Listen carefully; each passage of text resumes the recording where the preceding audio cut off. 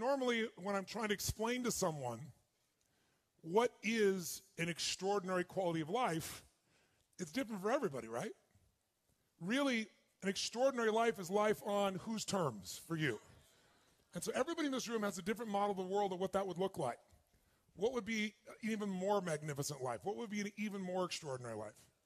There's only two master skills to do this, and I want to remind you of those two skills because it's still the two skills for life.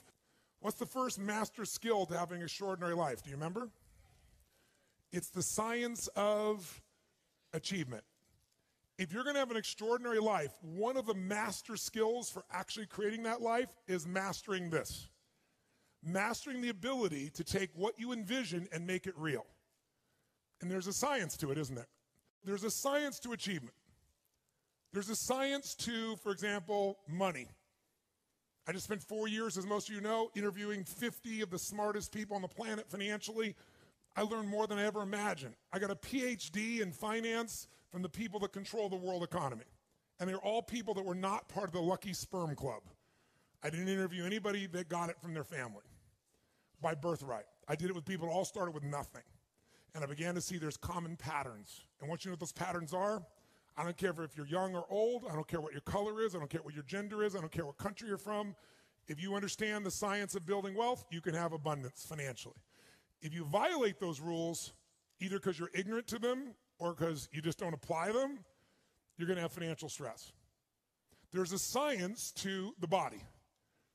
Everyone here is biochemically different, but there's certain fundamental rules, laws, that if you violate them, you're going to have a lack of energy. If you really violate them, you're going to have dis-ease in the body. That's what it means, dis-ease.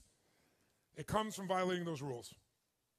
If you align with the rules of achievement around the body, you'll have an abundance of energy. You'll feel strong. You'll have an extraordinary body and the extraordinary energy that comes with it.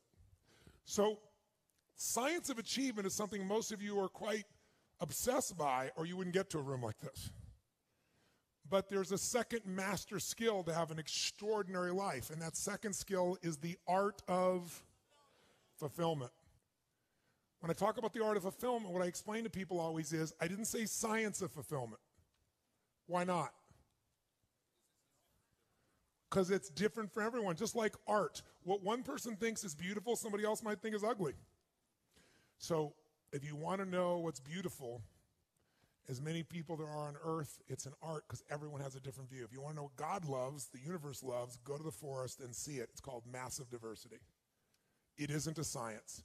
It's an art. But that art, unmastered, will create an ugly life. An ugly life.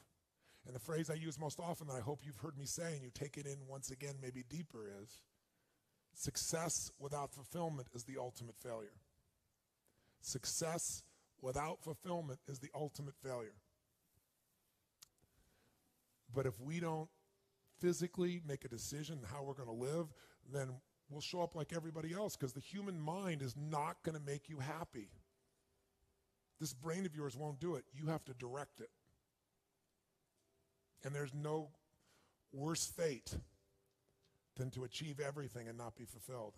How many have had the days where you achieved this huge goal and your brain always wanted it and you got it and then your brain went, is this all there is? Who's been there? It's the worst experience. It's worse than failing, isn't it? Because most of you are achievers, so failure never stops you. You just look at it as a little bump on the road. I'll try something, what?